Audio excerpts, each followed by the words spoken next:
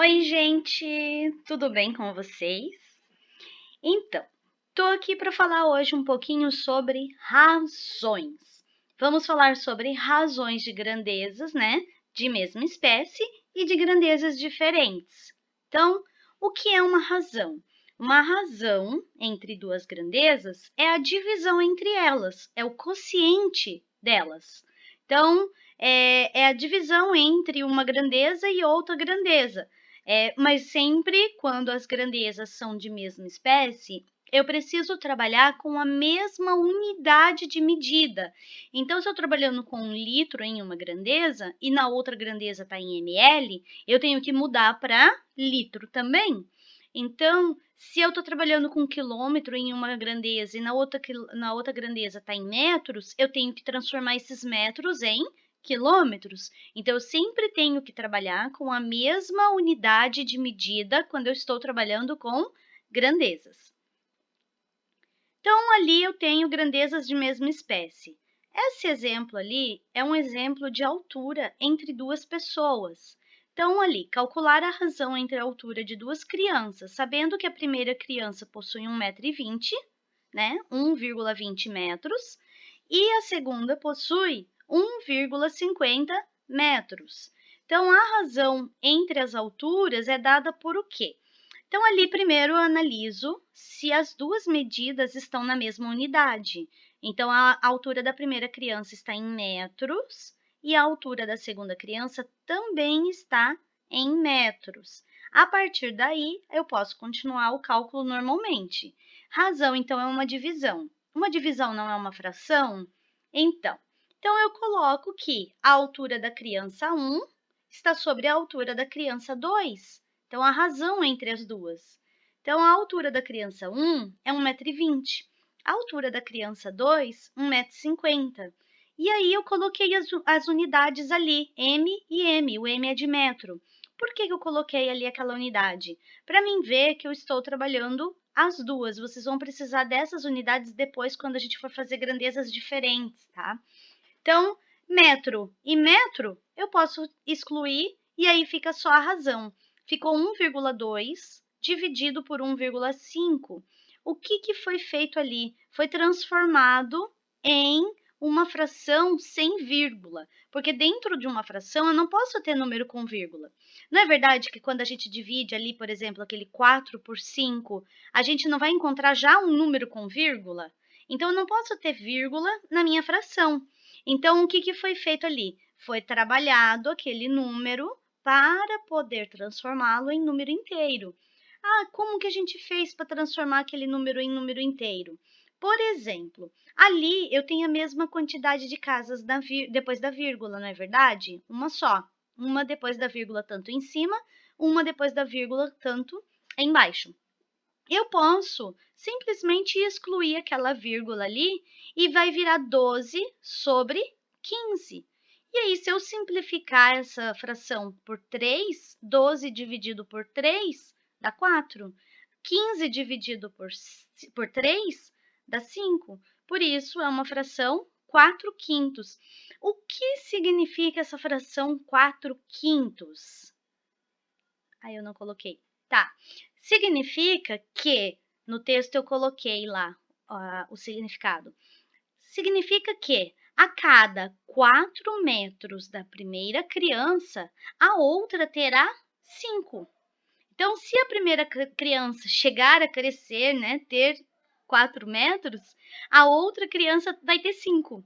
Entendeu? Essa é a proporção, a gente fala, entre as duas, a razão entre as duas. Também posso trabalhar com áreas. Aqui eu tenho duas áreas, a área de uma quadra de vôlei e a área de uma quadra de basquete. Então, determine a razão entre as áreas das superfícies das quadras de vôlei e de basquete, sabendo que a quadra de vôlei possui uma área de 162 metros quadrados e a de basquete possui uma área de 240 metros quadrados. E daí, eu vou olhar primeiro, né, se as unidades de medidas estão iguais. Então, eu tenho metros quadrados para a quadra de vôlei e tenho metros quadrados também para área de basquete, para quadra de basquete.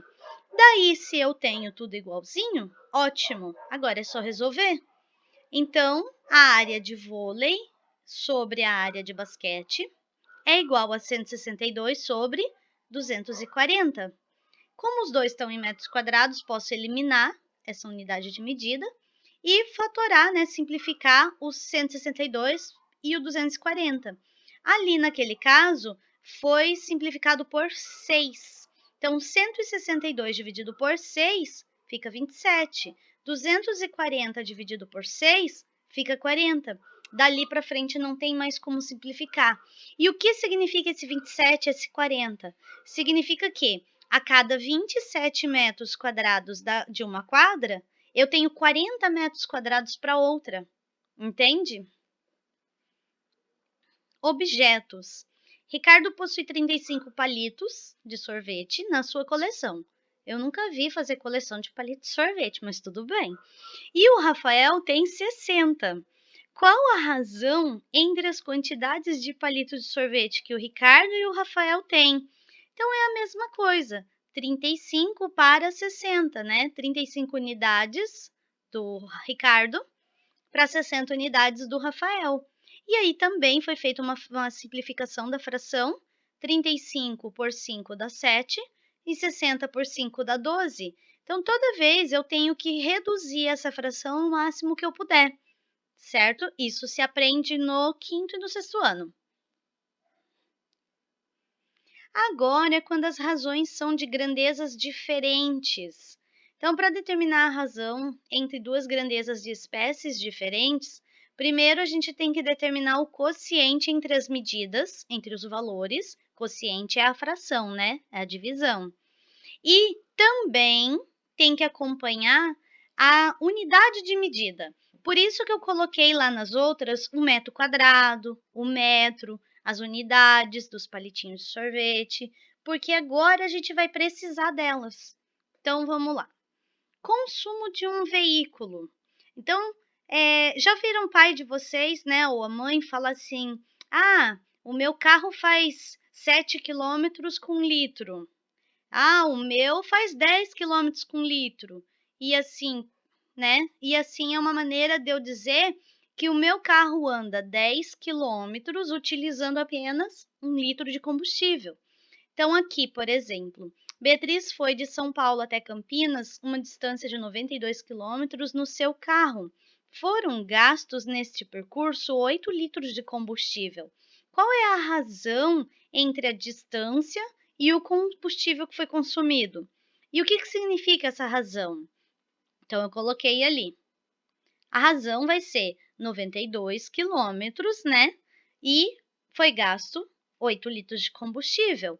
Nessa situação, o que foi feito? Já foi dividido e transformado em número decimal. Não foi deixado em fração igual nas outras. Mas você pode deixar em fração também, sem problemas nenhum. Só que quando eu tenho unidades de medidas diferentes, grandezas diferentes, é mais difícil de interpretar, entende? Então, ali, por exemplo, 92 dividiu por 8, deu 11,5. E o quilômetro com o litro não tem como dividir, ele fica na divisão. E por isso aquela barrinha ali do lado, aquela barrinha significa divisão. Então, quer dizer que o carro, né, da Beatriz consome, né, anda 11 quilômetros e meio, né, toda vez que tem vírgula 5 é meio. Então, 11 quilômetros e meio por litro. Então, toda vez, está ali a explicação, lê-se 11,5 km por litro. Essa razão significa que cada litro consumido é percorrido uma média de 11,5 km. Outra opção, ó, velocidade também é uma razão. Então, Moacir fez o percurso de Rio até São Paulo, é um percurso de 450 quilômetros. Ele fez num tempo de 5 horas. Qual é a razão entre essas medidas, né? As medidas dessas grandezas. E o que significa essa razão? Então, ele andou 450 quilômetros em 5 horas. Monto na razão, 450 sobre 5 quilômetros sobre horas. E aí, 450 dividido por 5 dá 90. E as unidades de medida se mantêm. Então, fica quilômetro por hora, quilômetro barra hora. Então, é a maneira que eu descobri qual foi a velocidade que esse Moacir fez, esse percurso, né? Ele fez o percurso em média 90 km por hora. Dependendo da rodovia, tá acima acima da velocidade, né, Moacir?